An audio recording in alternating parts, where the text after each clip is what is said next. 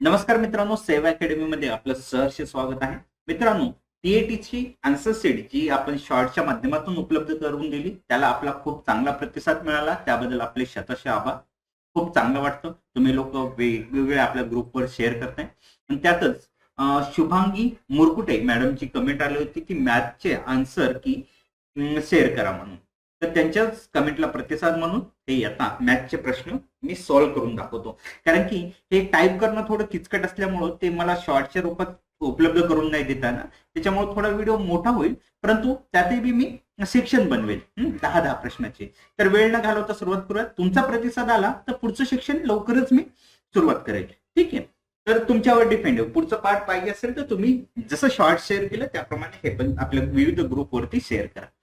वेळ घालवत नाही मी. पहिला प्रश्न डायरेक्टली वाचतो. बघा, एका वर्तुळाच्या केंद्रीय कोनाचे माप 125 आहे. तर त्या कोनाच्या संगत विशाल कंसाचे माप किती असेल? बघा, वर्तुळाचं एकूण माप किती असतो? 360 वजा केंद्रीय कोनाचं माप किती दिलंय? 125. 360 मधून 125 गेले, किती राहिले? 235. बरोबर, 235 लिहिल्या जात नाही, इथं समजून घ्या तुम्ही. 235 म्हणून 235 ऑप्शन आहे. पर्याय क्रमांक 2 हे योग्य उत्तर राहील. आता पुढे, खालील आकृतीत पंचकोनी स्थितीच्या शिरोबिंदूची संख्या आणि पृष्ठच्या संख्येपेक्षा कितीने जास्त?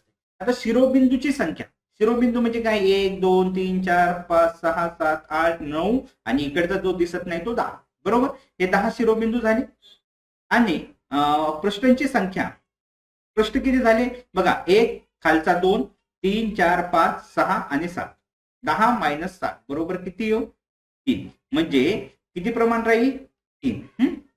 कितीने जास्त? 3 ने. म्हणजे पर्याय क्रमांक 1 हे योग्य उत्तर राहील. आता पुढे, खालील आकृतीत प्रत्येक लहान चौरसाची परिमिती 9.6 सेमी आहे. तर संपूर्ण आकृतीची परिमिती किती? आता परिमितीचं सूत्र काय आहे? परिमिती बरोबर 4 गुणिले बाजू. माहिती? ओके, आठवा. ठीक आहे. तर 4 गुणिले बाजू हे परिमितीचं सूत्र झालं. आपल्याला काय दिलेली आहे? इथे परिमिती दिली. म्हणजे परिमिती काय? 9.6 भागिले, आता बाजू माहित नाही आपल्याला, बाजू काढायचं म्हणून भागिले किती होईल? 4. बरोबर, उत्तर किती येईल? आता मी करत बसत नाही. 2.4 बरोबर आहे. 2.4 आलं. आता 2.4 हे कुठे टाकायचे? आता परिमिती काढण्यासाठी काय आपल्याला पाहिजेत असतं? बाह्य सीमा. टोटल याच्या बाह्य सीमा किती? 1 2 3 4 अशा चारीच्या 4 बाह्य सीमा म्हणजे किती झाल्या? 16. 16 गुणिले 2.4 बरोबर किती होईल हो? आता कॅल्क्युलेशन करून घ्या तुम्ही. म्हणजे ते होतं 38.4 सेंटीमीटर. म्हणजे 4 क्रमांकाचं हे योग्य उत्तर राहिले. आता पुढे 94वा प्रश्न. बघा, याच्यामध्ये काय आहे की 8,400 रकमेत 200 आणि 500 किमतीच्या समान नोट आहेत. म्हणजे दोन्ही सारख्या आहेत, सारख्याच अमाऊंट मध्ये. तर त्या रकमेत एकूण किती नोटा आहेत? बघा, आता सोपं. हे 200x 500x अधिक व म्हटलं तर आता इथे करू मी. ठीक आहे. 4 इथेच करून टाकतो. 2 0 0 कटले, याचे 2 0 कटले, यांचे 2 म्हणजे 7x. 84 लिहिल्या जात नाही, इथे लिहिल्या जाईल. 84 भागिले 7, 12 7 84 बरोबर आहे. 12चा भाग गेला म्हणजे नोटा किती? या 200च्या 12, 500च्या 12. आता कुठल्या विचारल्या? एक त्या रकमेत एकूण नोटा किती? आता जर 200च्या विचारल्या असत्या तर 12, 500च्या विचारल्या असत्या तरी 12, परंतु दोन्ही एकूण विचारलेले, त्याच्यामुळे 24. पर्याय क्रमांक 1 हे योग्य उत्तर राहील. ठीक आहे. आता पुढे काय की 12 मीटर लांब व 9 मीटर रुंद आयताकृती जागेत 1.5 मीटर बाजूचे घनाकृती 4 खड्डे. ही जागा आहे. जागामध्ये 4 खड्डे खणलेले आहेत. पहिल्यांदा आपण काय आयताकृती जागेचं क्षेत्रफळ काढून घेऊयात. तर 12 गुणिले 9, 12 9 अष्टोदर्शी म्हणजे 108. हे काय झालं? जागेचं चौकिमी, मीटर, चौरस मीटर. कारण हे मीटर मध्ये ना, किलोमीटर मध्ये नाही. मीटर बरोबर आहे.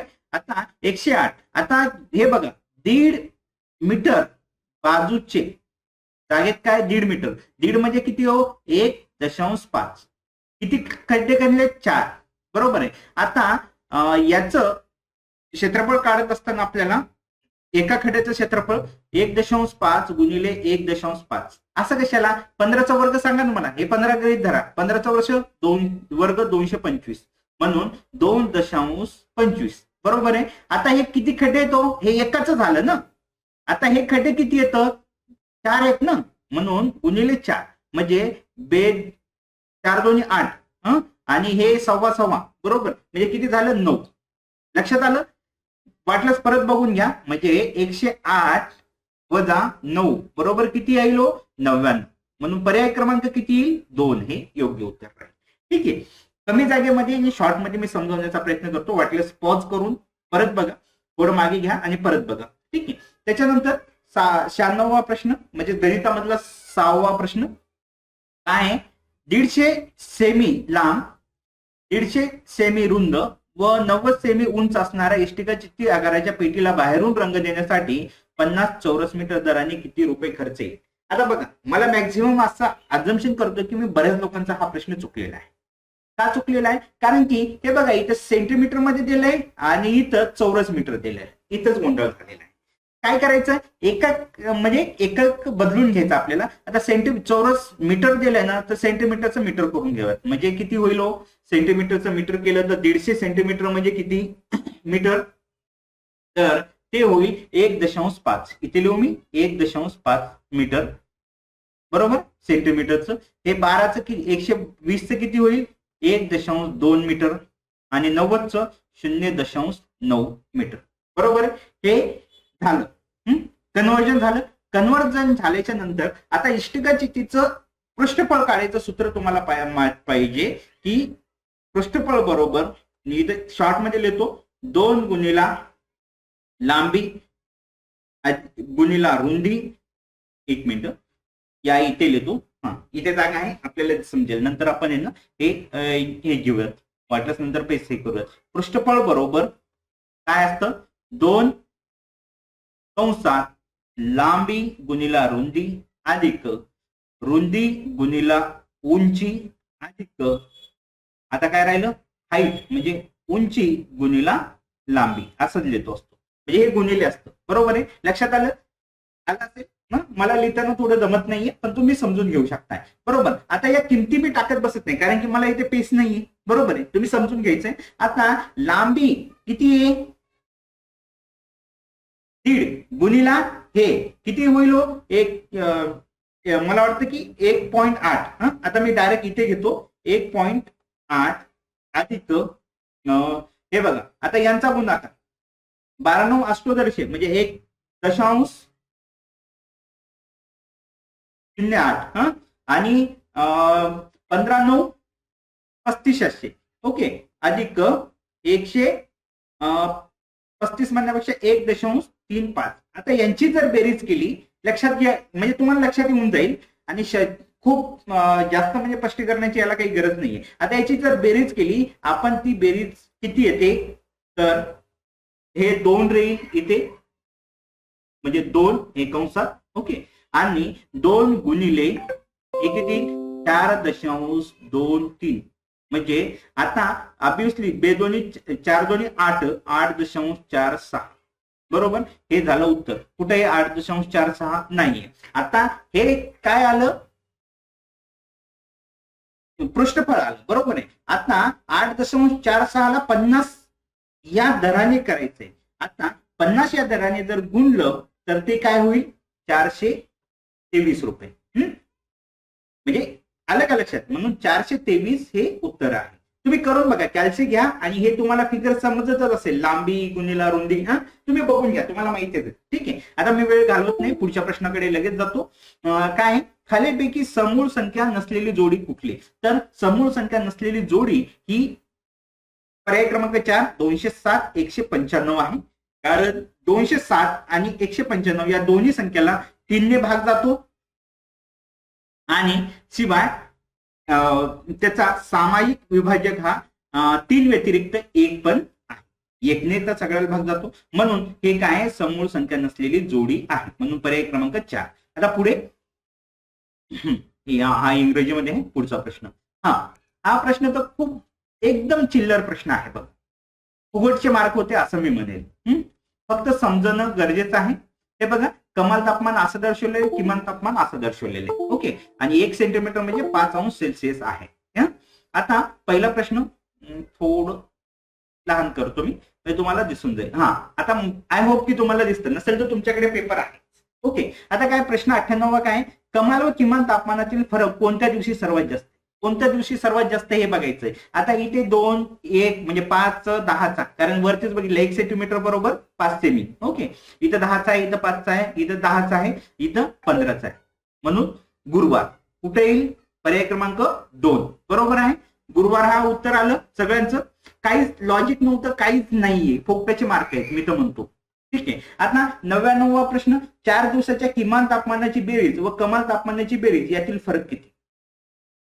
किमान आणि कमाल याचा फरक काढायचा आहे. याची बेरीज करू बघू. आता हे आता काय आहे, कमाल किमाल तुम्हाला म्हणजे वरती मी घेत नाहीये. आता हे काहीतरी आहे. ओके, हे 30 झालं, हे 25 आणि हे 35, म्हणजे बघा 30 3 त्रिक 90 बरोबर ना. हे 25 इकडे 5 इकडे घेतले आणि हे 30 करून घेतलं, म्हणजे हे 90 झाले इथपर्यंत. आणि हे किती आहे, 40. म्हणजे किती झालं, लिहिलं गेलं नाहीये.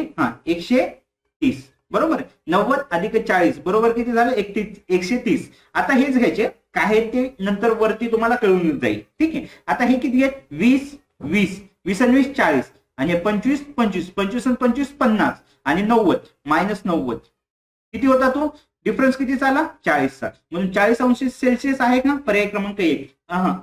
हे खाली आहे का, 1 मिनिट. हेच आहे. इथे चूक ही नाहीये, ही आहे. ओके, पर्याय क्रमांक 1 हे योग्य उत्तर राहील 99व्या प्रश्नाचं. ठीक आहे, लक्षात आलं का. काही नाही, सोपं, एकदम सोपे प्रश्न होते, फुकटाचे मार्क होते असं मी म्हणेल याला. ठीक आहे, बघा पुढचा 100वा प्रश्न काय आहे, 11:15 वाजता घड्याळातील तास काटा व मिनिट काटा यांच्यामध्ये किती अंशाचा कोन होईल. हे एकदम सोपं आहे. याच्यासाठी सूत्र लिहून घ्या तुम्ही. कायमचं लक्षात ठेवा. काय आहे सूत्र, 30 गुणिले घंटे, त्याला आवर्स लिहितो मी, वजा 11 इथे लिहिल्या जात नाही, इथे लिहितो 30 गुणिले आवर्स वजा 11/2 गुणिले मिनिट यम लिहितो. ठीक आहे, हे पाठ करून ठेवा. याला 11/2 ला 5.5 असंही तुम्ही करू शकता, जसं तुम्हाला पाहिजे तसं. ठीक आहे. आता या सूत्रामध्ये मी किमती टाकतो, लगेच उत्तर निघून जाईल. बघा 11:15 म्हणजे किती तास, 30 गुणिले 11 बरोबर आहे. आता वजा किती येतो, मिनिट 11/2 म्हणण्यापेक्षा 5.5 म्हणूयात, गुणिले 11:15 म्हणजे किती मिनिटं, 15 मिनिटे. ओके, आता याचा गुणाकार करूयात. 11 3 33 म्हणजे 330.